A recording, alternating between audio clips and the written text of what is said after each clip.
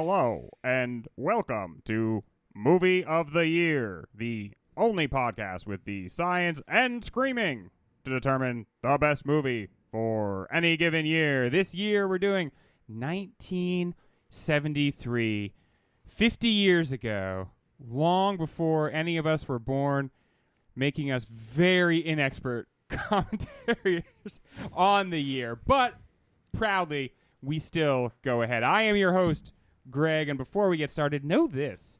This is a game show. I'm going to be giving out points. You're going to hear a little bit of Mike. You're going to hear a little bit of Ryan. You're going to hear a little bit of I'm fat, so I burp and fart. All right, that's me giving points or giving the business to the panelists. Let's meet our panelists. The winner from last week, who's fat and loves to fart. Mike, how you doing? How glad are you that we cut this audio for you? I love it. I farted in a lazy river all this afternoon, Greg. So you know what? Sometimes art does imitate Okay, wait, life. hang on. Were you legitimately in a lazy river? I own one. Your own lazy river?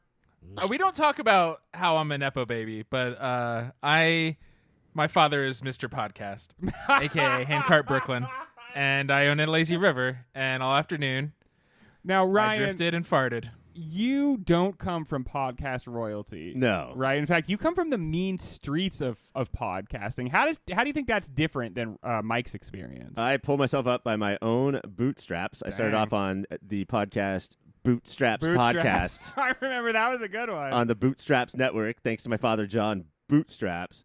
Wait, hang on, though. Wait. Whoa, Your dad whoa, started a whoa, podcast network, and then you got to time just out. join it? Come on. You're no different than me. I am very different because his last name is Bootstraps. Oh, okay, that's different. That's different. And they did have fur on them. And your dad's dying words were, Marry me with my money. right? Is Yeah, that correct? that is what we did. We actually didn't do it because once they die, people are always like, Yeah. Shit. let's give them the funeral that they wanted. Fuck that, Yeah. dude. Do whatever you want. You bet, Give Grandpa. them the funeral we want. So would you say, Ryan, that you like to steal from the rich and give the money to the still living? I'm a bit of a Robin Hood, I would say. Sir Robin of Locksley. Well, Ryan, thank you for that excellent segue, because it turns out Wait, what? that we are doing. I thank you for buying me this wonderful Segway scooter. I am perilously bounced on it, so watch out. You know, that's how much Segway scooters suck. Not even worth a point. Yeah, nope. It's like a $3,000 No present. Can't get a single game show. Ryan calls me and he's like, Greg, I'm going to revolutionize the way you move about cities. And I was like, okay, that sounds amazing. It kind of sounds like, are we talking a hover car? Like, I don't know. It's pretty good. And then he presents me with this weird scooter that goes 3 miles an hour that I have to like lean forward. I've essentially destroyed my home because I was born on these streets, and the streets will be done away with Oh, because yeah. it's Segway time. There will be no need for cars. The Segway Revolution was not televised, and it didn't even occur at all. But the Robin Hood Revolution was on VHS a lot. What Clamshells. Do you guys remember Well, those big clamshells? puppies. Man, Yeah. I was like an otter with that clamshell just on my chest, just kicking my little footsies. Nom, nom, nom. What is do you have a history? Because a lot of these movies, 1973 movies, were like, I had never even heard of this. I enjoyed it, but whatever. But Robin Hood, we probably have a history with it, right? Mike? You're right, Greg. We do. I watched this movie more than any other movie we've done so far combined, and also the rest of the season combined. But with that, it is so bananas how you just remember glimpses, because some kids' movies like are in the ether and they come back, and some fucking fade away, and all anybody talks about is how they want to fuck those foxes. And other than the fact that Oodalolly is stuck in my head on a weekly basis for my entire life. The Oodalolly song, not the bip-a-doo-doo-doo-doo-doo, bat-dat-doo-doo-doo. No, the hamster dance. Bootin-doo-doo-doo-doo-doo-doo-bootin-doo-doo-doo-doo. But no, Oodalolly. Golly, what a day. Oh, I'm sorry, Mike. Greg put you on hold. I'm sorry. that's the whole music. Okay. Can't wait till they get the option So to press pound to just go to the next operator. The Oodalolly, I love that. Ryan, what is your history with this movie? Looking back, I think that it's clear to both you and the listeners that I'm an incredibly smart adult, Oh, yeah. especially compared to you two, but Oh, yeah. a far smarter kid. And Ryan. Yeah, you were a gifted kid. I was a hell of a gifted kid. Yeah. That's why you're miserable today. And that's not wrong. And I knew then that this was lesser. This blew ass. And I grew into a gentleman of my age I was hanging out with producer Dave the other day. Yes. And he was talking about this week's movie that we're doing, Robin Hood. Thank you for that, Yeah. Charity. Hanging out I hung out with Dave a couple weeks ago. And he was like, Mike, you guys, great fucking begging for points there. Little orphan Mikey. You have so I'm many. in Robin Ryan. Hood's beggar costume right now. And he was like, you guys were so excited for 1973, and I wasn't sure why. And with Westworld and now Robin Hood, is this now just in the beginning of the 1973 season? Have you now done the two worst movie of the year movies in the history of the podcast? And the answer is yes, Ouch. producer Dave. Yes, we absolutely have. Yeah. This was fucking bullshit from start to finish. This was one of the VHSs we had around my house, and I watched it all the time. Oh, wait. Big question, though, based on your age, Greg, and the form of medium you just said. Purchased in a store or recorded off TV? Oh, no, purchased in a store. Okay, And okay. back when VHSs were, like, pretty expensive, Mhm. so you had, like, 4 of them, and you watched them a lot. And I was like, as I was putting on, I was like, I can't really remember what happens in this movie. And I think one of the things we're going to get into tonight is why nobody can remember what Yeah. happens. I'm going to tell you in a week. I also won't remember what happens Yeah. in this movie. I would argue that things Don't, yeah. happen in this movie. And in fact, I will begin to argue that when we come back from what Mike has called the quickest breaks. Disney's Robin Hood is about a fox everyone wants to bang, even though he hasn't even kissed his own girlfriend. But here's something cool about him. He shoots arrows real good and takes money from the rich to give to the poor by reusing old footage and fleshing out the runtime with a series of looping chase scenes. With half the characters being from England and half being from the American South, Robin Hood allows us to imagine a fantasy land where public domain characters move through something approximating a story, while we all hold our breath hoping this isn't one of those super racist old Disney movies featured in multi-episode podcast. In what can only be described as a series of scenes falling in more or less chronological order until each has played, we see Robin Hood go from a guy in the forest to a guy in a tournament to a guy in a bunch of weird outfits to a guy in a bunch of people's fantasies.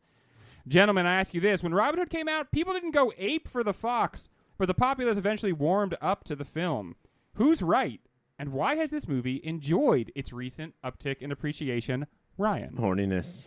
It's all It's okay. 100%. It's all horniness, which we're gonna get to horniness next. I had a lot of internal debate about, like, can you talk about this movie's resurgence before horniness, and can you talk about horniness before the movie's resurgence? And it's hard. They dovetail pretty hard in this. Okay, But so we're not talking about horniness right now. No, right now. Okay. Right now, what I want to focus on is, like, this movie is now thought of by people as good, right? Well, no. I think the difference is people can no longer separate I liked this as a kid with quality. Uh-huh. There's been a babification. And I don't want to sound old and crotchety, but there's been a babification with Gen X down. And now everybody knows I'm a boomer. I'm the oldest on the show. Gen X And down. We can, like, it is fucking baffling how often you run into people and be like, watch, they're like, I love them. Like, watch it again. It's not good. Whether we're talking about Robin Hood or Gargoyles or whatever you watched as a kid is probably garbage, guys. Whoa, what do you mean? You can't just take out Gargoyles Wait. like that. Gargoyles is a fine cartoon. How Gargoyles fucking- actually is fine. I couldn't think Yeah. of a kid's show. How old are you where you were getting your entertainment from gargoyles? Are you hundreds of years old? Yes, I am loosely based on Quasimodo. from Notre Dame. Dude, should we just go hang out by the cathedral and, like, look at the Let's gargoyles? just stare at some gargoyles. Okay, so Ryan, you contend that this movie is now not thought of as good. I feel like I don't mean critically good. I mean like more like what Mike was saying, that the I think you said the babies in the stupid generations after ours. Well, Like- before and after, like surrounding us. Basically, in the years. Oh yeah, millennials are very smart and have a very healthy relationship with fucking pop culture. And it's not just the babification, it's the. And we've talked about this on the podcast for And so are we long. saying babyfication or are we saying Yeah. babification? Like The everyone's babification becoming... is when, like, someone disappears between junior and senior year and comes back and you're like, damn. And what I thought Mike had originally said was yeah. betafication, which that's a whole different topic. But Beta other, cuckification? like cuckification. The other thing that we have to worry about too is like this will probably be the show that gets the most emails because when you insult a movie, you insult the people's personality who like the movie. Yes. And Right. this is a movie that will have that attached. But it is at best an average movie, if that's your opinion. And at worst, like it's fucking really poorly made. Is it even a movie? It This is yeah, like, it feels depends like on a what your sketch definition show. of movie is. I think that's if you're going to give it any flowers, as the kids say, is I think this is a I don't know what fucked up party you're at right now, but the adults threw all their keys in a bowl. They throw on this in the background. 1973. And it is anytime you look something. I will say, being a little tipsy, enjoying this, it is delightful. But then your brain is like, I want to talk to anybody, and then tune in every once in a while. I don't want to sit here and act like a film. But no, I would absolutely have come on to this show with like a better disposition if I found even like a certain percentage of it delightful. Like I was so bored out of my mind. There's and not characters. No, and like such a big there's so many reasons for that. And I'll get to that in a second, but like analysis aside, I think that another big part of it too. This is from research. That's right. I did my own research, guys. I'm not going to the doctors or the FDA anymore. Robin Hood is hurting young athletes' hearts, everybody. Vax? Question mark? If you see people passing out on the athletics fields, it's because they've injected it directly into their veins. When VHS came around and Disney had to figure out what to do with it, they had to make a decision because every Disney movie was regularly released back into theaters every 7 years. Yeah. Like clockwork, every 7 years they were put back in there. And so And if they were racist enough, maybe even more. let's go get, because like racist people love going to movies and seeing racism on the big screen. Well, that just like us. the podcast I referenced, you must remember this, the ones about Song of the South. She Oh, charts how like social movements corresponded to when Disney would re-release Song of the South. Well, I mean, there is this thing that goes along with Podcasts. Check them out. progressivism, where the more progressive that things get, and we think that Song of the South is bad, the more the other. Yeah, the bigger the backlash is. And so people will be like, well, I'm going to go buy 2 tickets to that shit.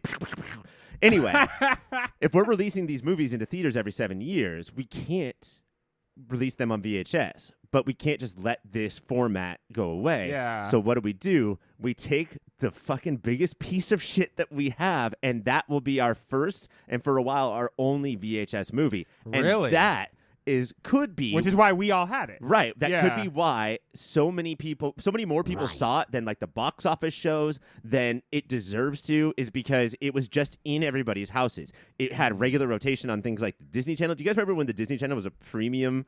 Like you had to We pay didn't for have it. We well, didn't you had have it every Yeah. one weekend a year. Oh, And yeah. you When just you had to, visit like- your dad, when he allows you to visit him one you week would in just a year. stay up all day watching the Disney Channel. This is Just I'm for the the only one I'm going bumpers. to get to see. But ultimately, like the thing that's, besides it not being a real movie, I think what the big turnoff here is that it's like they were like, Hanna-Barbera is popular, right? So we should make it look like that. And they were like, no, not because Hanna-Barbera is popular, because it's fucking cheap.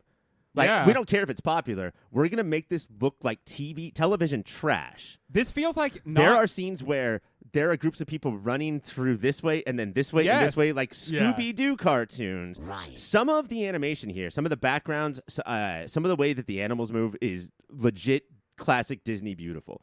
The rest of it is weighed down by trash. Well, because a lot of it is legit beautiful Disney from the years before this movie came out, with them just Right. drawing over They it. just drew on top of it. This movie doesn't seem like an artistic. It doesn't seem like there was an artistic pitch for it. It feels like there was exclusively business pitches for Well, it. They wanted it's- to make a different movie about foxes. It's Right. public domain. They used old footage. They It's just looped like 4 different chase scenes. it's both there's not even like sort of taking tropes and trying to intermingle them. It's just awkwardly Western characters put into a medieval Yes! location. Well, okay, that's for jokes, probably. That's for yeah. jokes, probably. Walt is dead, and he wanted to make a movie about Rainier the Fox, The fox, which is yeah. a kind of fable that I've never even heard of. And they're like, French, okay. right? And then somebody else in there was like, well, I want to make a Robin Hood movie. And so those two things got slammed together, and the director's like, okay, we can do this. We We're can do still this. doing it. Yeah, And then they're like, also, fuck all the stuff you thought you were going to put into it, because he's like, we're going to make like political messages, because rich versus poor, and I'm going to need some more money. And they went, no to that. No to any artistic or financial decision you thought you were about to make. And then they're like, get me the 6 worst songs to ever appear in any movie. Except for Udalati. No, that's bad. And the no, I like Fuck Udalali. you. Well, I think Udalali is. I hated it when I was a kid because it's. You wanted to give Mike a point for me and me a point for Mike, but Yeah. that would. I hated it when I was a kid. I like it now, but the song called "Love," which was fucking nominated for an Oscar, which is such a crock of shit. is the Yeah, dumbest. it's Like garbage. it is somebody improvising, and then Dude, stars, honestly, stars are there. Elton John and Tim Rice watched this scene and went, we can make this good. And then they just did Can You Feel Love Tonight and recreated this scene. Like, they didn't use the animation, but they used this kind of scene in Lion King. And then the other one, Robin Hood's good friend Baloo is just out there being like, just making up a song about the phony king of England. Like Yeah. this this screams lower class Don Bluth. Like I can't believe that this is a Disney movie. this is What the does worst. This Don is the Bluth worst mean? movie that we've ever done. Don Bluth is like the guy in the 80s who left Disney, and then he did The Land Before Time and American Gotcha. Tail and Rockadoodle. Rockadoodle. One other thing about the animation. Rover Dangerfield. Sorry, go. No, that was definitely worth it. Is it they went for a stylized, very rough form of animation, or did they actually like race through this process so much that the Well- animation's like kind of like sloppy? I couldn't tell if that was a stylistic choice I or think like Mike hit it where they started off. They just did the budget wrong, and then they started off. They wanted to do something very impressive, hit their cap. They said no, and then they had no choice but to like trace over Snow White and Jungle Book, yeah, and then just finish the rest as fast as possible. Like just get it done. we've learned over the last couple of years with CGI and visual effects houses that you need talent, but really more than anything, time is money. You know, you need time to do Let it stuff. breathe. And if you don't give people the time, it will look like shit. That's yeah. it. I will say in a defense of it's on our other show we used to do X-Men the Animated Series, and they look great because they're from the comics until they start moving, and you're like, oh, too detailed. I think there are character designs here when nobody's moving. I think they look fucking awesome. Like- Animals in the rhinos. The rhinos in were always impressive. The to me. elephant- the elephants. halberds look sick, man. Yeah. The elephants, the trumpet noses. I'm a sucker for raccoons, so the raccoons, like, I think I forget the minstrel's name, the Rockadoodle-Doo. They look Alan good. Adale. Alan Adale, thank you. Ellen Tudyk-Adale. When they're not moving, I'm like, hell yeah. And then they start going, and just it looks like a paper cutout is moving across the screen. Also, like this is nothing towards the movie except for the fact that it picked a chicken, and like everyone knows I'm no bird fan, but like to watch a chicken in live action or animation is just is fucking repulsive. The way their legs work, their eyes. Like, don't make me watch that for entertainment purposes. She's Were buzzing you me, upset though. because there was a rooster, Alan Adale, Oh, there it's was Lady Cluck, Lady the Cluck hen. is fine. It's Oh, okay. Alan Adale She's and his fucking fine. skinny rooster, Yes. a ball sack hanging And the from weird the chin, thing hanging off the and the legs that The go giblets? backwards while it's awful. yeah. What about Robin in his stork costume then? Because he looked like that. Yeah, but I mean, we have to talk about sexy things later. We do have to talk about It's- sexy things later, but before we get to that, we have to talk about fashion. Mount Rushmore. Rushmore. What is it? Nobody knows. That's why we have to make a completely new one, and celebrating whatever it was celebrating, what we can't remember.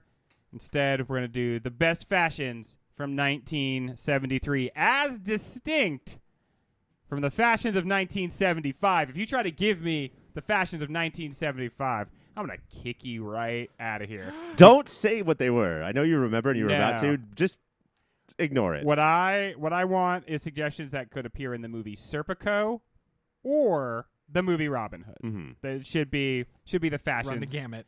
of either one. Oh, of there is those. one. I got one for that. There is one fashion that it takes, Stork dress? It's his beggar outfit. which appears in both movies. All right, Mike. Yes. Is that what you want to make as your first one? No, thank you. No, okay. What do you think should be on our mountain of fashion? There was a kind of print that had never been invented before, and somebody said, what if lines went this way and lines went this way? And it sort of looked like a Scottish pattern. I give you plaid. And then the men went, I will wear head-to-toe plaid suits. Plaid And all the time.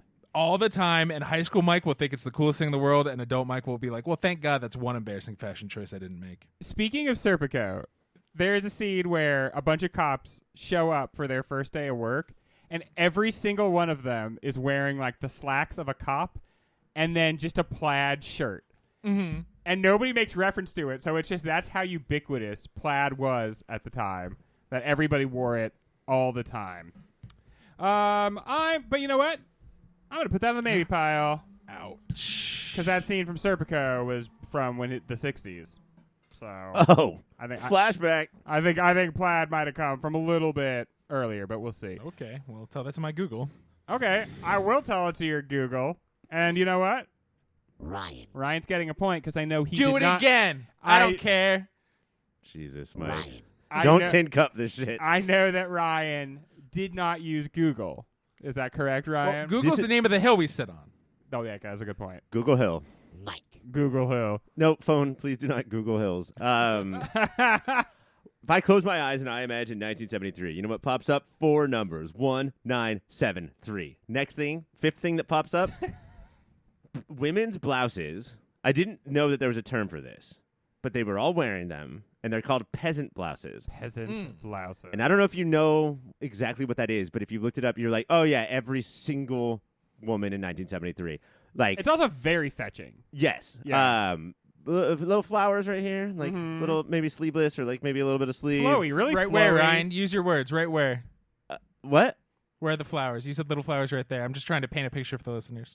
Boobies? Like the collar, maybe. Yeah, or It's the the collar. collar. It's the décolletage. Yeah. Décolletage, which is a fancy word for cleavage? Yeah. Cleveland, Ohio? Yeah. Cleveland, Ohio. Cleveland rocks. That You will never get in trouble for saying your décolletage is simply bewitching. Mm. Whereas if you say them thangs thangin', you are likely to get in trouble in a number Actually, I don't of know. I ways. think that's equally adorable in the opposite way. All right, peasant blouses. That is our first entry onto the mountain. Not to keep arguing, but I think that it was all. It's very 1973, but because you could also see somebody trendy wearing it, and also somebody like, a housewife, peasant. like Yeah. a peasant, yeah, A legit peasant. A serf. Just wearing it around. stomping on grapes in their farm. Do you know Putting what on our would- peasant blouse and stomping on some grapes. Oodle-lolly, oodle-lolly. Did you guys remember that oodle-lolly was was the slang term of every character in Robin No. Hood? Like, Oodle-lolly. Yeah, that has like a much bigger part in the movie than I feel like my memory of the movie Yes. includes. Oodle-lolly. All right, Mike. Only 3 spots left on this mountain. Let's fill them with fashion. Do you know what goes beautifully with a peasant blouse? A high-waisted miniskirt. All Them right. things were thangin'. Did I use that correctly? You did it. You nailed it.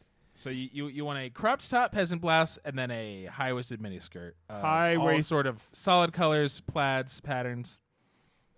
That felt like you were kind of trying to like make a case for plaid again in there right at the end. All sorts of colors. Plaids, for instance, real big in 73 plaid if you think about Does it. Big Plaid have something on you? They have a lot of pictures of me in high school wearing plaid pants, Ryan. Plaid And they will pants. release them. High-waisted mini skirts finding their way right on the island, right on the mountain.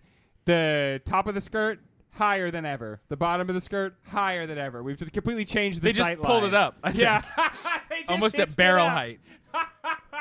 It's funny because high-waisted is how you could describe those skirts and me when we record podcasts. Nah. Come on, Ryan. I'm sorry. Oodle lolly. I'm being a little too oodle-lolly, I think, today. Yeah, you're flying off the handle here, buddy. Try to rein it in. All right, Ryan. 2 spots left on our precious mountain. Now, Greg, not being alive in 1973, which you mentioned in the opening of this show, and I implore you to mention that in every show so people don't think we were fucking alive in 1973. We were not. I didn't know about this article of clothing until a young man named Larry came along and had a series of video games about jerking off, I think. Yes. I don't know what they were. I think it was kind of about being a loser. Mm-hmm. Yeah, I think it was What? mostly about being a loser and trying to hook up with women and just never quite getting there. And these were like these were like Monkey Island games? Yeah, it was point and click. Yeah. Yeah, you have to get through. And it had the coolest like age verification of all time. You had to be 18 to play the game, and so it would like ask you what a 401k is. That's so smart. Because no kid I knows just the want to answer. get hard. What are you doing? And then you play the game, and it's just like this is not worth keeping. Kids Yeah, I from. mean, was there any nudity or anything? I think you would occasionally get like a highly pixelated picture of like a woman's bosom, her bewitching décolletage, if you will, made up of like 80 little squares. Now, see, that term, if the game was like Harry Potter and the bewitching décolletage, Oh, yeah. then you could trick kids into looking at boobs, which is not something you would ever want to do. I love trying to trick kids into looking at boobs. But anyway, leisure suits, when Larry was wearing them in the mid-'90s, not cool. In 1973, they were actually legit things to wear. And I feel So like legit. part of it was that you could just hang it on a hanger in your backyard and just spray it with a hose, Which and it is- would just like clean off real easy. That's all I'm looking for in clothes. Well, if you're doing the kind of activities the key parties and Larry were doing, yeah, you're gonna have to hose that shit down. And then there would just be another game where he's once again trying to get laid. Poor Leisure Suit Larry. Ryan. But good for Ryan because Leisure Suit's right up on the mountain. It might not be high fashion now, but in 73, ooh. Let's bring it back. could the three of us bring it back? Yeah. I Oh, think so. yeah. Definitely. Athleisure's very big. Just one step forward. I already sprayed down steps most back. of my clothes with a hose, so I'm halfway there, right? I mean, if you are at leisure, Mm-hmm. no matter what you're wearing is a leisure suit, I guess that's true. Whoa. right? Same way if you're bathing, no matter what you wear, even if it's just your underwear, that's a bathing suit. Your underwear? Ryan, Stop. no. I'll stop. No, don't get me started. Mike, Yes. there's only one spot left. Let's go to sort of like a lightning back and forth sort of situation here. Do you know what you wear under that leisure suit? Is a paisley button-up that you only button to right above the navel. Ooh, yes. Yes. Button up, not buttoned up. Those buttons are for show, baby. Ryan. What is more fun to wear than a leisure suit? It's a birthday suit. This is the peak of streaking. Yeah, they call Greg, him the streak. and I want that represented on this mountain. Streaking. I want to just see a naked Jefferson Davis. nudity. Excellent. Mike, give me another one. We think of them from the 60s, but they were even bigger in the 70s in both terms, popularity and size. It's belled bottoms, baby. Bell bottoms. Yeah, I think that is something that we think of being like in the 60s, but much more popular in the 70s. And as a frame of reference, check out That 70s Show. No. Actually, wait, don't check out Yeah. That 70s Show. Check out Topher Grace's cut of Phantom Menace. Ryan, you got any more? Yeah, I have got two waffle stompers, which I thought was what you called when you like press poop down the drain if you poop in the shower, Oh, but it's awful. actually a type of like hiking boot. And then we thought of them as I thought of them as from the 60s, but they're actually Wait, you're from doing the 70s. two? Are you doing two back to back? I'm He's gonna doing do two two. in a row. You'll get to do That's some. crazy. With but they're the same size in the 70s, and that's puka shells. Puka shells. Wow. Man, you heard it here first. Puka shells. Mike?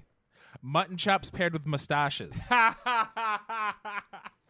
We have, So that's just shaving the chin then. yeah, Shaving that's the chin. That's the only thing that you're taking out. No, just shaving the chin's the chest A. Arthur. This you also have to sort of shave the corners of your lips. I am going to go with belled Biv DeBow bottoms. And that means our 1973 Rushmore of fashion is a peasant blouse, a high-waisted mini skirt, a leisure suit for the boys, and bell bottoms for everybody. And that last one goes Mike. to Mike. When we come back, let's get sexual. This movie is properly remembered as the movie that launched 1,000 furries, but I think it's engaging with more than just that on the level of sex and sexuality. Are Prince John and Sir Hiss the only interesting characters in the movie. In part interesting because they continue the tradition of queer Disney baddies. It's part of Prince John's deal, the fact that he can't be who he really is. Now, let's establish first, do we think that these are queer-coded, not queer-coded, characters? When you ask that, are you asking, do we think that the writers or animators purposefully put some stuff underneath? Yes. Do we think that by having these two characters that like seem that there's like kind of in a relationship, one of them seems like neurotic and they basically read as sort of like a couple, do we think that the movie is leaning into that? Yeah, I do think there's a history of Disney movies doing that much later, and the end of Disney's dark period is Ursula. Mike. Scar is queer-coded. They love gay lions. Who doesn't, honestly? And gay... And Go ahead. gay? No, and you. gayness. And gay villains to the point where it's like you have to ask yourself, is it can't be so obvious that gayness is evil, that being queer is evil, but that being queer is fun and being a villain is fun, and that's where Right. they overlap. That's what we're it's talking about. Loud and flamboyant and boisterous. I don't think the Disney animators are saying gay is evil. I think so often villains are people's favorite characters because they are who they are. And they're big Society's- and campy. Yeah. And they're living in their truth. There's something about a villain that's like, yeah, this is how I am, and I'm comfortable with that. What's interesting about Prince John is he is not comfortable. Right. And that leads to like being a real fucking bitch, like having tantrums and like really doing Mommy evil, issues. shitty things that go like he doesn't Right. care about the money. He cares about doing bad things so he other sleeps people. in a big room with the money and he hugs it. But when But if you cared about the money, you wouldn't put people in jail because then they can't give you more fucking taxes. That's a bad business plan, I guys. hate how much Mike has thought about this. I would say it was probably the second scene or maybe the end of the first one with the two of them together. And they're basically always together. I mean, they're a couple. Yeah. Where I was like, His seems to make up like the entirety of his court. Like, and Yes. Disney always does this. It's like rather than have a whole entourage, you have one person that is like the assistant of the bad guy. Headcanon is Hiss knifed in the back and talk shit on and gossiped and got the rest of the court thrown out. That's what I've decided. that's that's what George R. R. Martin-esque. That's what he does to Richard, right? Right. He hypnotizes him, and we'll talk about the Crusades in our next segment. And and sort of does that with Nottingham later, tries to lead him in on the song and doesn't really stop Nottingham from singing the song. But about the end of the first scene with PJ and Hiss, I was like, wait a second, what's going on here, Disney villains? And so I went to Google Hill to see what the other people were saying, and oh my goodness, the flood of responses. I didn't find like academic journal entries, I didn't find anything like that, but fan art. there was a ton of fan art and about 1 billion blog posts about this kind of thing. And so coded is hard, because I want people to find the characters that they want to talk about, whether it's relate to or find interesting or whatever, whether or not the writers and director and animators Right. did it on purpose or not. And I think that there's... And it could have just been the voice actor, too. That's the thing, is that Yeah. the casting director, that's the person who was coding this, right? Because Yeah. Peter Ustinov, who plays Ryan. PJ, like is just And the and brother Richard, Yeah. which is tour de force. is just Peter Ustinov and Peter Ustinov is known for just these like scenery chewing Yeah. queens. He in was that everything he plays. generation Stephen Fry. Right? And like won an Oscar for Spartacus. I mean, come on. Come on. Come on, What come on. else needs to be said? Come on. Also, it's in the being like in the 70s, 73 specifically. Oh, that's the year we were in. It does seem like he's like they're playing on repressed homosexuality, that like it Yes. has turned him into a child and he has an oral fixation Oral very fixation. clearly.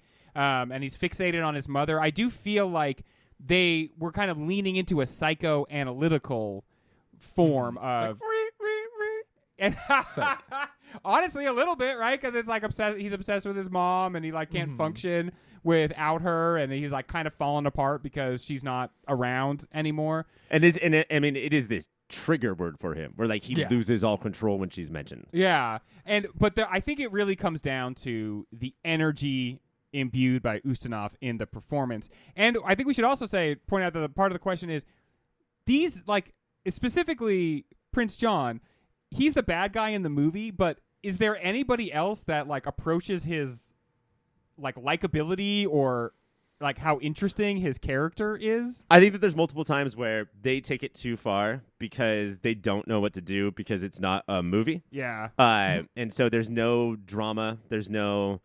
it's not clear why any scene would end. There's no stakes. Exactly, Yeah. right? Like Any scene? does- There's not clear why the movie ends. It's just like, and we're done. He came I back. guess he saved some people. It's over. Guys, we've literally been here all night. Please, somebody have an idea.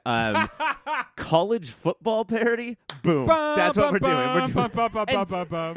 The voice actress is Scottish, but that is the worst Scottish accent I've ever heard. It really sounded like one of us was doing it. It was absurd. But although there are times where it goes too far and he's too villainous, when that doesn't happen, he remains the only interesting character in the movie. The only other person who comes close is Little Baloo, because he reminds me of the show Tailspin, which I am still a big fan of. I mean, it's even the same voice actor as Baloo. Like, they really leaned into, like, hey, you guys like Baloo? Well, we brought him back. It's this dude. He's still here. We should the other aspect of sexuality I want to hit on. We would be remiss, which again, as a podcast, we have a terrible fear of being remiss. If we didn't mention that, like, this movie, it didn't create furries, but, like, if you talk to a lot of people, it created individual furries, right? It unlocked in people. Every other, and then there's so many different kinds of sexuality, and every other one has existed throughout time. Yes. It feels like furries now. Furries are new. It's a new 20th century invention, and it might be because of this movie. Michael.Gravano at popfilter.com. Yeah, that's Mike's opinion that furries are new. I think that because fables have existed for a long time, there's always been people that are like, yeah, fuck Brer Rabbit. It's still hard to not root for Robin and Marion to not get together. One, because they're the only two of the same species in the movie that want to hook up. But also, going back to they got energy. They got real energy, though. The Prince John thing, one of his best moments is when he realizes that they are in love, and you think for a second, this is why he's going to pardon them, but he's just being a sarcastic bitch, and this is why that's actually the reason why he's going to keep them apart, is because they have something that he believes he will never have or is even allowed to have. Yeah, he is a legit baby. And do you know historically he is this big a piece of shit? Yeah. Although I did read that historically that Richard, although beloved, was the gay one. Is a huge piece of shit. Oh, and I was going to say that there's historians who say that Richard was actually a way bigger piece of shit because he was so warlike that he was the one who actually raised We'll get to it taxes. in the next Well, we're going to get to it next time, so don't bring it up. Find a guy from the past who wasn't a piece of shit. Find a guy. Good point. But invent also, a guy, get mad at him. There is there's a part where Robin Hood and Maid Marian are talking about how they're going to get married, and to really underline, they're like, we'll have 6 kids, and she's like, we're going to have fucking 12 kids. And is there a better way to indicate that some characters are about to get to fucking than talking about like 6 But for to her, 12 that kids, could be one time. one litter. Yeah. Them talking like that, and then their love, so they can't. The shitty can't you feel the love tonight. This is just like in Parks and Rec. Making out is code for fucking. These scenes are code for fucking. So everybody barging in them, it wasn't like, oh, they shared a tender moment. They were railing Foxy style, and then Friar Tuck and the kids were just like, what? Also, I think it's way more like there's way more horniness between Lil Jon Baloo and Robin when Lil Jon is literally wearing like housewife lingerie, cooking up a meal. Yeah. And they're just talking. I like that. That got me hotter than anything that happened between Robin and Marion. We haven't talked that much about Robin Hood. In fact, we kind of glossed over him when we immediately jumped to Prince John, but he is specifically, he's the one, right? And is it his personality? Is it because he's drawn so handsome? I mean, the art is clearly something, but I do think I think there was a voice acting change, and they didn't get who they wanted, whoever that was, and so they got this other character actor. And I think that there's something about how he's just like this, just barely like he's just there, and it's so he's different so cool, so different than all other character like cartoon characters that you would hear, because you would think that like, oh, Robin Hood, and I'm in a movie. And the fact that he's not that, I think, does so much. Yeah. For me, it's Mrs. Cluck. She's the You like her? Yeah, I like the way she's built, man. She's got the décolletage. Yeah, gotta go with that. Also, Mrs. Cluck is borderline Bluey's dad as far as like, I'll take the sword, I'll stab myself, I'll do the death. She's so fun. I do think that they're also doing something with Marion where she is a cartoon fox, but they never let you see her ears or her head. They're like, the most medieval thing is her, even for the audience when she's alone with her lady in waiting. And I think that's all very personal. Be like, oh, now you see a little bit more of her forehead and ankle. You like that, pervert? I also think it's weird you never get to see her titties or her ass. It was a different Go to the websites time. I go to, my friend, and you will. It was a different time. They were not going to put that in a Release movie. the titties and ass cut. When Zack Snyder, you coward. When we come back, we are going to check in with the best film critic to ever do it. It's Descripto the Magnificent. Descripto the Magnificent. Descripto the Magnificent has been called the best reviewer there ever was, the best there is, and the best there ever will be. Yeah, that's right. He's the Brett the Hitman Hart of film critics. And we don't always like his takes, but they're strong. They come in hot, and they are canonical. It's like, I don't like his takes, but I know when you're done reading them that they have become mine now. Yeah, exactly. That's such a good how powerful point. he is. Such a good point. So let's get into it. I have obscured the names of the movies, and I would like you gentlemen to guess, just by how well Descripto gets in there and talks about the movie, which movie he is referring to. So let me get all the way to the end of the review. That's going to include saying this, how many stars he gives it. And then you can ring in with your name and guess. So here we go. There's a plethora of tykes as featured players, leaving little doubt that this was squarely aimed at youngsters. It was cute. I could have done without the songs, though. The song Blank was nominated for an Oscar, but deservedly lost to The Way We Were. 3 stars. Mike. Robin Hood. Oodalolly, oodalolly, oodalolly A. That is Mike. 1 point for Mike. When I first saw this movie in the early 70s, I was young and very impressed with it. Though viewing it today, I wish I had left that memory undisturbed. The movie was poorly acted and with horrible mood music that was downright irritating. This is not the best performance by the leading actor. I would advise passing on the purchase of this movie. This movie aged very badly. 2 stars. Ryan. Passing on the purchase. That's a weird way to put that. Yeah, that's an odd way to put that, Descripto. Serpico. That is That was gonna be my guess too, Serpico. because the music. The music sucks. Dude, we have had our back-to-back worst music movies of all time. You know what, Hollywood? Reverse them. I want to see Serpico singing Oodalali. Yeah. I want to see the mood music from Serpico in Robin Hood. Going to the washroom, maybe give a blowjob. Oodalali, oodalali, Serpico all day. Let's see. Typical 70s slasher mystery movie. Not the best, but had some suspense. 3 stars for this typical 70s slasher movie. Mike? Ryan. Sisters. It is Sisters. Of all the things, Ryan. you could, I mean, obviously it's Descripto, so he's right, and I'm wrong.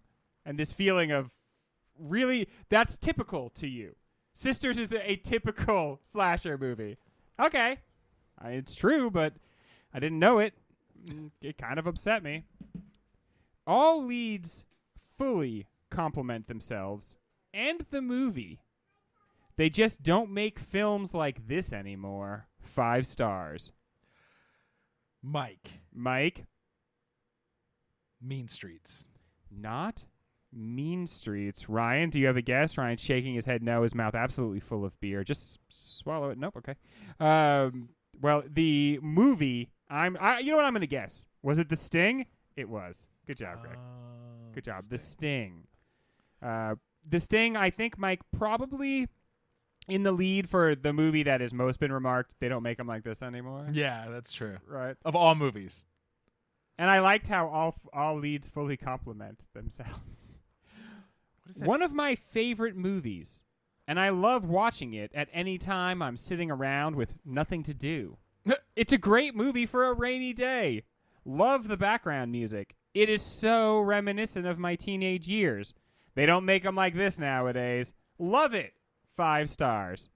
Okay, so they weren't a teenager in the 1800s, so it's not The Sting again. It's probably not going to be The Sting again. No. All right, I'm going to say Mike, Mike. and I'm going to say Westworld. Not Westworld. Full of wonderful music from childhood. But Ryan, any guess, Ryan? Nope. I'm hearing no guess from Ryan. Mike, that movie was American Graffiti. Ah, gosh darn it. I forgot we were doing that. They just don't make them Just don't make like 'em. that nowadays. And they, All right. by they, he means George Lucas. He just doesn't. Yeah, do they movies like just this anymore. do space operas now. Let's see. A visual gem. However, the story is somewhat disturbing because the child protagonist leaves a good home for someone who, for all intensive purposes, is not an adult. For all intensive purposes, is not an adult, Mike. However, they just don't make them like this anymore. 2 stars. Okay. I know this can't be right, but the only thing my brain is giving me, Mike, big. Is Not- it big? not- No, wait. Ryan. Ryan. What were you going to say, Mike? Last Tango in Paris. Last Tango in Paris. Ryan, I'm going to read it for you again because I could tell that you were not paying attention to me. A visual gem. However, the story is somewhat disturbing because the child protagonist leaves a good home for someone who, for all intensive purposes, Ugh, come on, is not Descripto. an adult. That's how you say it, Ryan. We didn't know until just now. I thought it was for all intents and purposes. Yeah, but well. no, it's intensive purposes. Is not an adult. However, they just don't make them like this anymore. Is this Ryan? Ryan? Not is this Ryan? That's not the No. title. Is it Paper Moon? It's Paper Moon! I thought you would get that. Ryan. I thought you would get that if you just attended to me. Yeah, I will pay attention, Greg. I'm sorry. Please pay attention all the way through the segment. What? Last one, gentlemen. Here we go. Ryan. You couldn't make this movie today, but it should be considered a classic of the detective genre.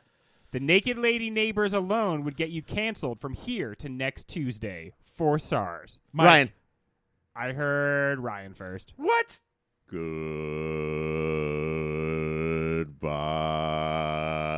Goodbye. That was a long goodbye. You're sort of answering in the form of a puzzle. I love it. Ryan. Ryan. There you go. Well, that's how we feel about these movies, everybody. For all intensive purposes, those opinions have become our own, and our relationship to grammar may have changed forever. When we come back, it's time to talk a little about politics. All right, I want to talk a little bit about taxes and politics here in this movie. What exactly are the politics of this movie? The rich are evil, but taxes are evil, and taxes are a mechanism for taking money from the poor and giving it to the rich. And so what we should do is have some way in which we sort of confiscate money from the rich and reallocate it to the poor, but taxes are bad. Did you just describe every political party? I think it's heavily libertarian. Yes, right? Which is, does that kind of go without saying in this era of Disney? Like that, I feel like Disney is sort of like walking that fine line of like Ayn Rand at this point, kind of like we're all princes and we're all in charge of our own destiny and we all can be great if we want to be, but like these big cultural forces might constrain us. But is that Ayn Rand, or is it some of us are great and we should look up to them, but if you're not, fuck off. Like, stop fucking complaining. Yeah, I would say that her idea is that the great are constrained by the average, right? By the mediocre, yeah. And that's what society is like set up to do. And I feel like Disney has that same thing, which is like, let's follow someone who's a prince, which I think is not supposed to be just like or a princess, which is not supposed to just be a rank of nobility in the Disney world, but it's supposed to like show that you are a main character, you are Divinely chosen. yeah, you have the Right. potential to be great. Without being the one Robin Hood is the one. I mean, not only does he have literally every peasant looking up to him and relying on him to literally pay the bills, Yeah, they can't do shit. but also, if you knock me while I'm shooting my arrow, I will, on my stork legs, shoot another arrow perfectly so it will then go into the bullseye. He does have borderline superpowers. And I always feel like that's part of what is kind of like annoying about the Robin Hood story. Can't he just be like good at shooting arrows? Why does it have to be that like he always does these trick shots like from like a western or something? Well, this movie is half Western, Boxing Greg. glove. But Yeah, I guess that's why. what he always does, no matter in every iteration, is if you hit in the bullseye, Yes. he hits your arrow in the middle of your arrow. split his arrow in twain. I like. At least this is not the. No, this is certainly the worst Robin Hood movie we've covered. I couldn't remember the order of the sentences. Oh I was yeah, trying to even say. the one I accidentally watched when we did Robin Hood Prince of Thieves, and there's like an actual the English. Fox TV movie? Yeah, even that's better than this one. The Uma Thurman, right? Yeah, because it Uh-huh. gives you like a little something, and everybody has an English accent in that one. Which you are hard pressed to get a Robin Hood where everybody has an English accent. They'll always throw in a few people. Yeah, Carrie Elways likes to point that out. Somebody online did point out though that actually at this time everybody should have French accents because this is like right after the Norman invasion, and like the kings of England at this time were actually like French kings. That's gonna confuse kids. Come on. I'm so fucking sick of hearing about this guy Norman. Like, who was this Just dude? stay out, buddy. Norm? His friends called him Norm. You Okay, are not- when Norm. he came in. You are not invited. Also, do we care? Like, I feel like the movie is trying to get us to care about the idea of the non-divinely appointed king is the bad guy. So many movies try to do Right. this. Like, does this work for American audiences? Like, oh, the steward is bad. The king that God put on the throne. That's the one we really fuck need. that. No. That is You know not what? why. Yes. It's also uncomfortable when they're like, well, cowardly Prince John took over the throne and started taxing us because King Richard was leading God's charge into the Middle East in the Great Crusades. I was like, whoa, cartoon. Okay, but you wait. said a mouthful. Hang on. That I agree with that movie. I think that the Crusades always hangs over the Robin Hood story and Yeah. ruins it, right? And this movie does the only thing that they took time to do is they made sure that we understood that it's not that Richard wanted to go and fight in the Crusades, which the real guy did. He was so horny for genocide. But But in this one, Peach tricked him into Hiss, it. yeah, Hiss PJ mesmerized gets him. Hiss. But the townsfolk still call it the Great Crusade. They're like, it's fucked up that he got tricked into doing Yeah. it, but it is good. And that's, honestly, that's another uncomfortable reality is that the actual guy, King Richard, was loved for going on those crusades, and he was thought of as a strong and effective leader. And his brother, who didn't want to do stuff like that, and who was not a doughty warrior, even though some people say historically he may have been the better king, the people never loved him because it is this evilness in politics often comes from the populace itself. Right. And that's the flaw in populism is people, right? Like not bad leaders, people but are a the worst. bad. Well, yeah, I mean, like, only people like me should have a vote if we're being honest. Like, I hear that more and more from all sorts of different people. but like, what was King Richard so beloved in part because he was like, we should go to war or do this thing, and I'm gonna go too, Yes. and that's like Yeah. that's super baller. yeah. That lead if from the front. Yeah, that if you yourself actually go out and fight, because the Middle Ages, I think, was like, wow, that was how that was ending. Like, eventually somebody is like, I don't think it's a great idea to send off the executive of the entire state and have him go and actually fight You need stunt everybody. doubles, right? You Yeah. don't send Yeah. your actor, let's say Sean Connery, to do the dangerous thing. You send stunt doubles. Or you send Don't send Tom, Joe Biden, send Dark Brandon. Or you send Tom fucking Cruise. Well, yeah, right? Because but he's both things. he is the one. He's the actual He's the real chosen one. Neo. I don't think I've ever seen a scene, and this means literally nothing. Okay, you guys are much better historians than I am. I've never seen a single thing in the history of all of my media watching that makes King Richard the Lionheart look like anything less than a perfect human being. Yeah, right? Right. And I mean, again, like, this is somebody who decamps from his own home and travels thousands of miles to go attack. Like, this is the Third Crusade. during like the first couple of Crusades, they didn't even know what they were going to find over there. They accidentally took Jerusalem, and they weren't sure what to do with it because they were like, we didn't think this was going to be successful. These are like the worst things Europe has ever done, and that always hangs over. That's a big call. Honestly, dude, it's among the worst things European kings have ever done because they all ganged up to do it too. A fucked up thing is part of why everybody hated the real PJ is because of his taxes, but his dumb shit brutal brother got kidnapped, got captured, and so he raised the taxes to raise money to release their idiot king hostage. If we can get back to the movie real quick. No. But also history and blah, blah, blah. Okay. The legend of Robin Hood, because this is, I mean, does this count as an adaptation at this point? I say yes. I mean, it is certainly adapting 500 to 700 years of stories about Robin Hood. But no single book, no single author. No. Right. It was a bunch of songs and poems and folktales, and that's what's fucked up. It was a couple hundred years before Marion showed up, and that was a different Robin in a song that. And they're like, well, just throw it together. We're confusing. Friar Tuck showed up later. Like the first one was Dick Grayson, and then right.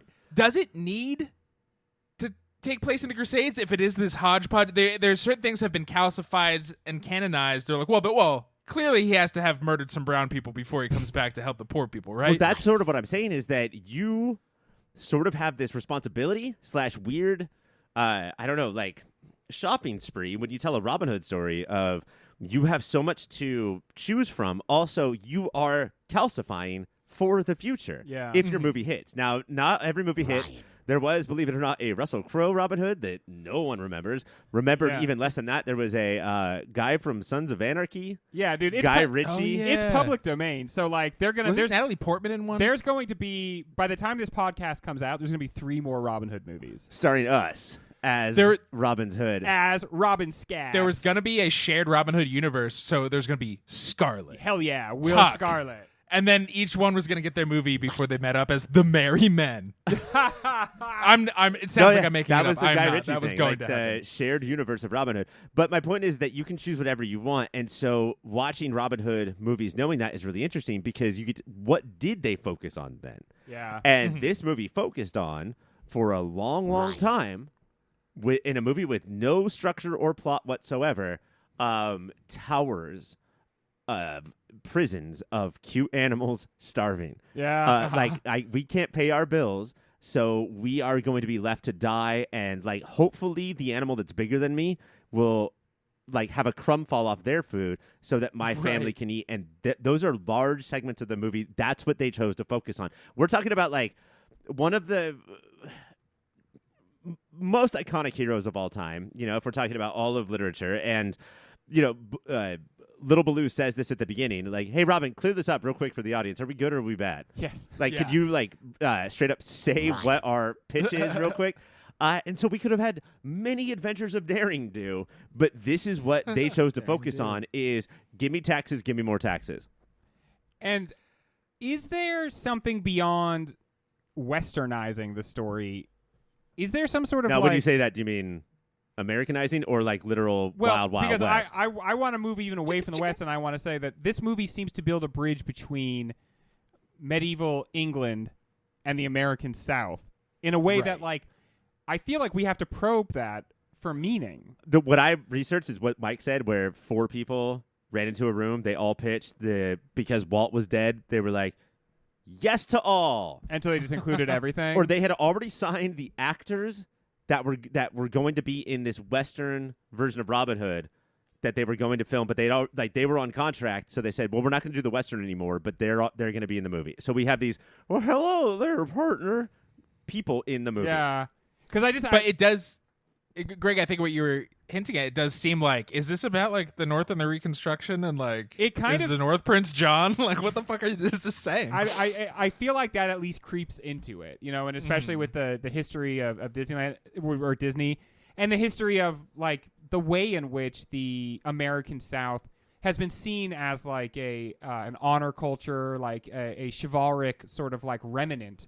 That in the Civil War, England sent over emissaries to see if they should get involved on the side of the South, and they felt like that the the English gentry were a lot more like Southern landowners than anyone in the north of America, any of these dang old Yankees. But it's hard to say anything about this movie that kind of doesn't start with, okay, well, they want to just throw all this crap together. So I think that is kind of a more convincing argument than they were trying to say something. It was like they just dumped everything they had into this movie. There's 5, 6, 12 cohesive, or there's 5, 6, 12 messages because there is no cohesive message. Yeah. Mm-hmm. And all of this leads to, too, all the stuff that we've been saying, it just leads to the fact that, like, it's shocking how little screen time or importance to anything Robin Hood has. Yes. Yeah. Yeah. He is in a shocking way. It's crazy how long, slow, starving townsfolk scenes there are. And what's Robin? Where is he? Again, in all those scenes. I would love to hang out with him and, as Ryan says, Little Baloo. A weirdly pieced together movie. Speed round. Does it seem like Little John is just a big dude, whereas the Sheriff of Nottingham is dangerously overweight, Ryan? They have a belly off. They get him to sit on that little stool watching guarding the prison, and he's dangerously fat. Yeah. Yeah, but Type 2 for sure. You think that it's worse than Little John? Yeah, I think Little John's spry. How about Friar Tuck? I think Little John is got a lot of muscle under there. Yeah. Friar Tuck's He's like an old wrestler. Exactly. Yeah.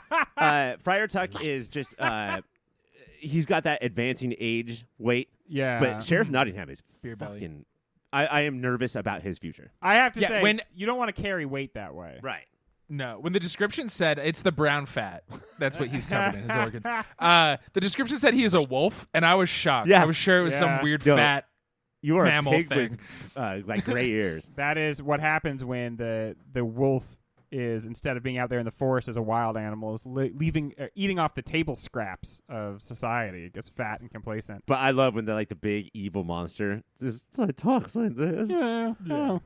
What happened to that voice? Can't we just reveal our real voices right now, boys?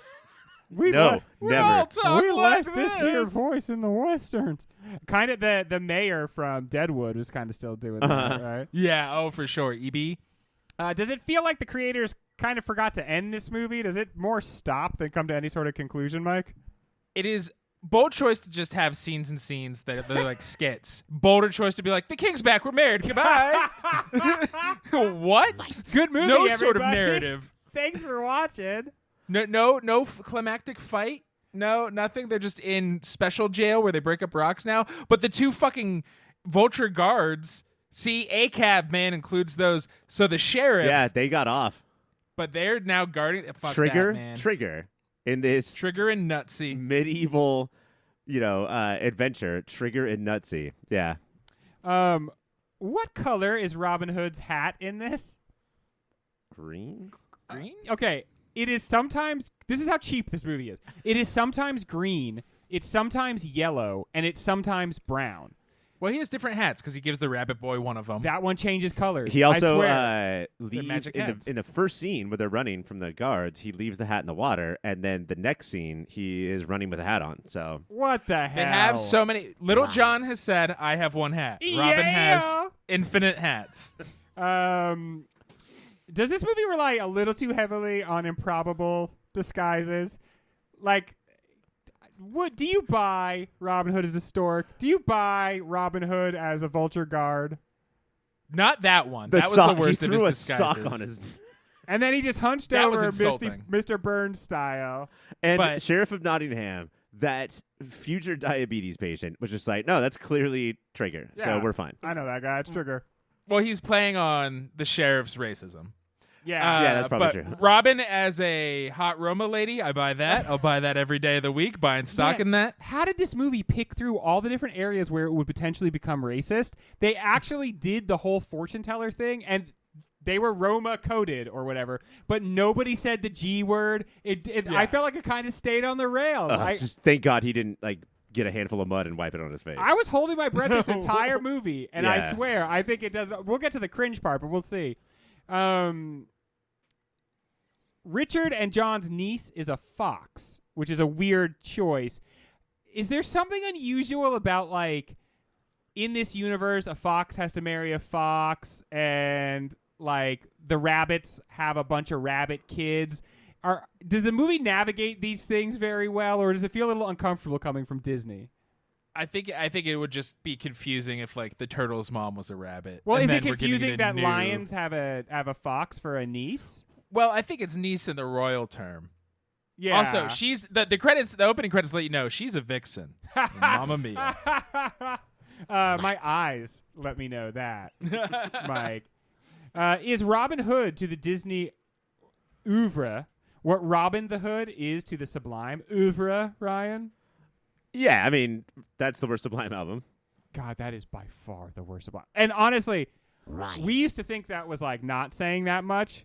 Now, as adult people, I think we can agree that's really saying something. This is like before these guys had stolen enough instruments to actually have any talent. To have a real band. Yeah, they had not. April 26, 1992. Changed that band. They for hadn't good. finished Robin the Hood just quite yet. When we come back, we're going to give this movie some awards, and I'm going to remember about recommendations. This movie was nominated for 1 Academy Award for that song, Love. Water is there. Would- Is that love? I don't know. Which is just the worst thing that ever happened. So, to make up for that, we are going to give it some awards. And first, start off with a sweet recommendation. Mike, if you liked or didn't like, I guess, Robin Hood, Yeah. what should you check out? If you want a fuckable Fox movie that's not this one, that does hang I'm on listening. a bit more of a plot, is also from the dark period of Disney. I have not watched it in 20 years, so maybe it's just as bad, but in my I have memory never it is been better. so excited on this Yeah, podcast. And it's a better looking movie, and it's a great movie about friendship and about how you got to leave your friends to go fuck This is another not Song of fox. South, is it? no, it's Okay. Fox and the Hound. It's the Fox and the Hound. Oh, okay. Very good. Sometimes you got to leave your friends and go out and start your own destiny, right? Just hang out with Uncle Remus. That's what you thought I was going to say, but I would never. I was hoping you weren't going to, and you didn't. So Fox and the Hound, Mike, you haven't seen it in 20 years, but you recommend it. And Todd, the fox, even though he doesn't wear clothes, he's a hot fox. And you're suggesting people jerk off to this movie? I think so. Anytime I recommend any movie, that's what I'm saying. Ryan, what is your recommendation? This was a low point for Disney that really continued until The Little Mermaid came out. And Little Mermaid came out 16 years after. Wow. Crazy. So, yeah, I think this probably started Right. in 70 or so, basically with Walt Disney's death, until the return of Disney, continuing to The Rescuers Down Under. The Rescuers came out in this fallow part, and then they were like, let's do a sequel. Maybe that will get us back. Let's send them to Australia. There was one movie that came out. It's called Pete's Dragon, and I won't recommend that. What I will do is recommend David Lowery's remake, the only good remake of Disney's whole Let's Redo Our Past. It was not a success in theaters. Nobody went to see it because nobody cared about the first one. But David Lowery, which is one of my favorite directors, he also made A Ghost Story. That's so crazy. Yeah, is also remaking Disney movies. And this movie fucking rules. It is one of the few movies where it feels like he had a literal story to tell and a take on this old Disney movie that I don't think I've ever seen before. I don't think I've seen the 70s version of Pete's Dragon. But Is that one called Puff the Magic Dragon? No. That's a different movie? Yeah, that's a different Jeez movie. Louise. The Ryan. Pete's Dragon, the Disney one, was a live action animation sort of mix. Yeah. Combo, yeah. But yeah, it's really, really good. And does he do the whole Khaleesi thing where he goes nuts and like nukes the whole town with his dragon because he gets angry? Yeah, for sure. He Fucks does his that. nephew. Light spoilers for Game of Thrones there. After he spends 9 minutes eating a pie, and the camera never leaves him. I love it. My recommendation is if you want classic English characters and you want sort of like this sketch style and you want it to be from Disney, Sword in the Stone, I think, gives you everything this movie gives you, but a million times better. It's Underrated. Yeah, I think part of why it sticks together a little bit better is it's based on a novel, The Once and Future King. Very cool, very fun. I still when want to enjoy a turkey leg, I still think of this movie and how scrumptious it made turkey legs look. The Merlin is so awesome in this. And stayed around, right? Like that's the iconic part from this movie. Like Oh, you yeah. might find The him on- Merlin fight scene, him versus I forget the villain in that, but that when they're changing into different things, Yeah. that scene's dope. And him, like, he turns Wart, the King Arthur to be, into different animals, and so he's like a fish for a while, and it's delightful. It still has a presence in the Disney parks. If you go into Disneyland, you can still try to pull the sword out of the stone, and it's just a good fun time. I've never seen it. You've never seen it? I don't know what it would be year? like to, Let's do it. to be an adult to watch it for the first time, but I loved it when I was a kid. It got me really into Arthurian legend, and I've been very cool ever since. All right, let's move on to the awards. Let's start with pound for pound performance. Ryan, what do you got? You got to go Peter Ustinov here. Ustinov, what double he's- doots. I thought a little. There's one other one. I thought about Sir Hiss, who I read was hired because he had a gap in his teeth, which made him sound like a snake. Yeah, yeah, I love that. But Peter Ustinov just being like, this guy is not a star, but he Ustinov, he does star making things. right? Think about it. It's a thinker. And yeah, like and what a classic thumb sucker this guy is. You know, he just knows what that Man. sounds like. Really going to town Yeah, on just- that bad boy. You got to appreciate that. What do you say, Mike? Do you agree, disagree, other? It's undeniable Ustinov. Yeah. So hard to say. Got to give it to both of you. Honestly, like, I don't think it would be possible to get through this movie without him. Like, Yeah. it is really, like, Robin Hood is medium this, but he's the only reason to watch the movie. All right, very good. How about director's signature? Ryan, you remember the name of this director. Would you say it now into the microphone? Yeah, I did some research on this director, Wolfgang. Oh shit, I forgot his name.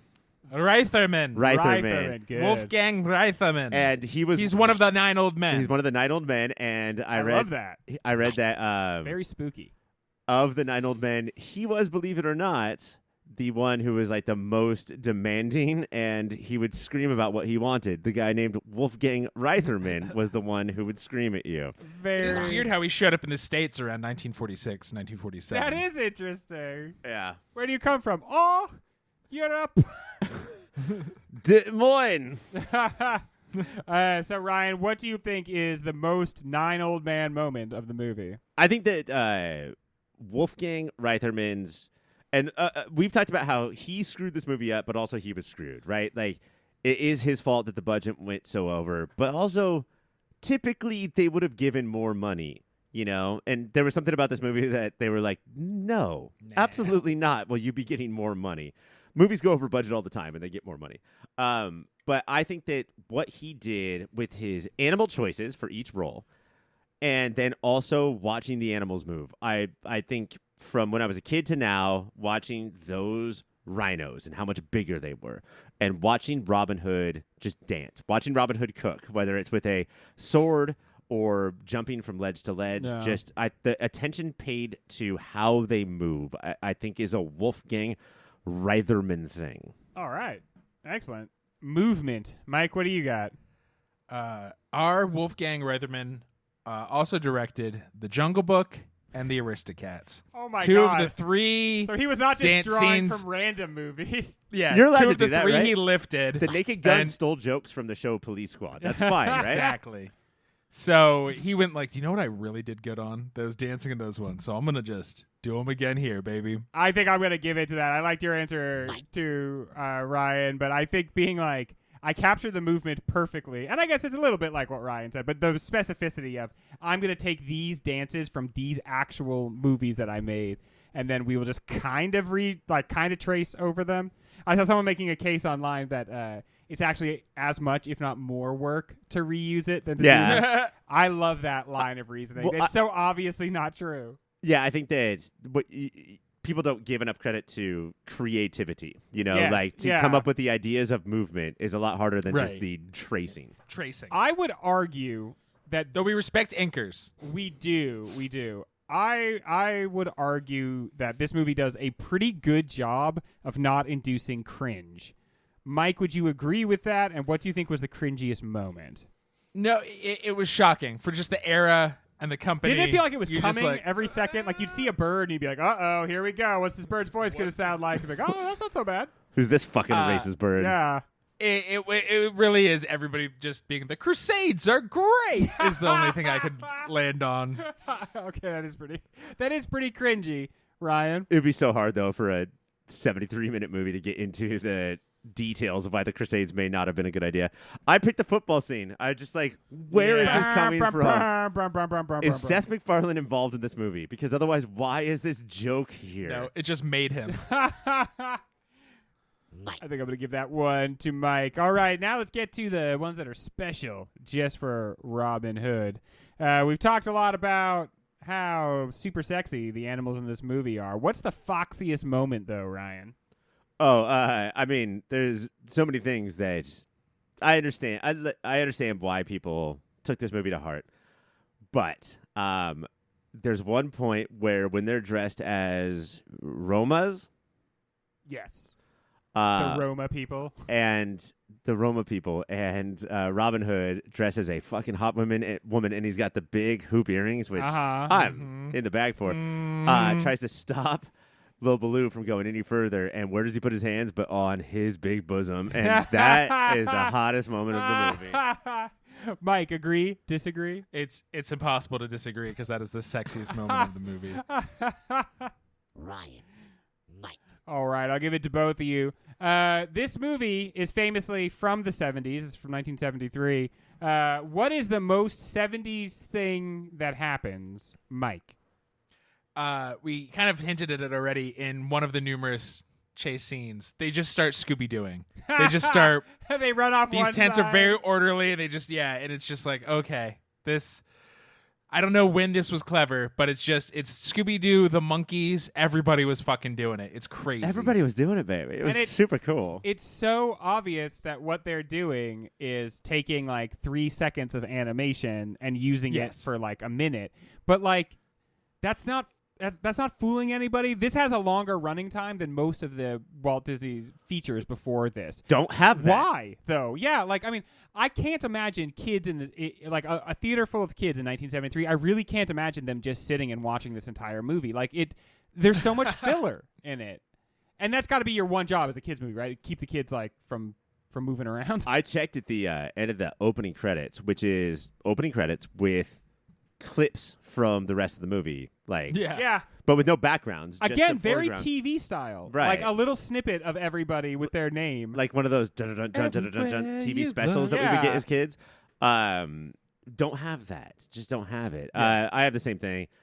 When I saw that we have this award this week of 70s moment, I was thinking of looking for something where like Robin Hood just accidentally calls something groovy baby or something. But no, it's the 70s style of this monkeys, Josie and the Pussycats, Jabberjaw moment. Well, actually what it is the time that Robin Hood dresses up as Serpico. That was close. The full Serpico ensemble. Well, all that we can do here is take an itty-bitty little break, and then we're going to talk about whether or not we think Robin Hood has what it takes. I think it does. To take down this whole bracket. And then we'll see who won this individual episode. I am imagining a very coveted episode for both of our panelists when we come back. Like we cannot finish talking about this movie without pointing out that Baloo goes by like the Lord of Chutney for a while. That simply has to be mentioned. Ryan, you will be this week's Lord of Chutney because you won 40-34. So Damn, son. You took home the most coveted prize. It's because he likes the movie so much. It's because you don't love fucking do that shit. Robin No, Hood if this gets so around the campus, much. I'm gonna get the shit kicked out of me. Mike, can we talk to you now? Because look, I'm not saying on air that Tookie Bookie was kicked out of the competition because of Robin Hood, but you were a big proponent in the bracket for this movie. Can you now say that this is the worst movie we've ever done? I would have to look at all the movies we've ever done. I had fun watching this movie. It's not a good movie, but I had fun. There's moments where you're like, I'm okay with that. This It is is- happening. Culturally relevant. Yes. And we hate to be remiss on this podcast. Dude, and we honestly- that's the worst thing we could possibly Remiss me with that bullshit. Am I right?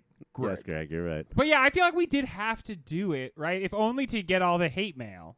Like, yeah, we love our people- hate mail. We're yeah, filthy little people pigs for it. have a reaction to this, and it's like, even though it's a 73 movie, because as we discussed, the VHS thing, it like had this life in our childhoods that like almost nothing else does, you know? And so it like we had a little bit of experience with it. I don't want to watch Robin Hood right now, but I want to smell a clamshell. Oh my gosh, I would just love to like open one up. It was like there was so much more, I don't know, gravitas with it than Like, you were gonna watch a movie. You know what I did to I Film. I logged onto Mike's Disney Plus and I just said play Robin Hood. Does not for have the me. same gravitas. It's just not the same. It's like cracking open that and then putting it in, like adjusting the tracking. You And know? then as it's going through the boring credits, just opening and closing it over Yeah. and over again to hear Yeah. that to the click. point where your little brother fucking says, "Please stop doing that."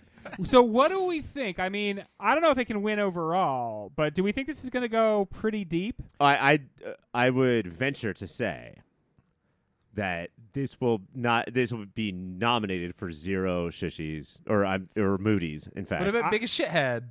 I bet on the final episode, I bet we don't even say anything about it. I bet we just say this is a slammy D for whatever it's up against, and we don't even mention it. the only time this movie will be mentioned will be when it gets royally pounded, just like Maid Marian did. Taken to Pound Town. Absolutely. 12 little baby movies. Remember, if you like Robin Hood and you think that we should like Robin Hood, do me a favor. Write that down on a small slip of paper. Roll that paper up real tight and jam it up your butthole. But no, also send hate mail, because what this movie did to furries, hate mail does for us. We fucking love it. So get that in. We dress here. up as our hate mail and then do things with each other. It empowers us. So do us a favor, get cracking on that hate mail. Release the Kraken. But until then, do us a favor, would you? And keep watching them movies.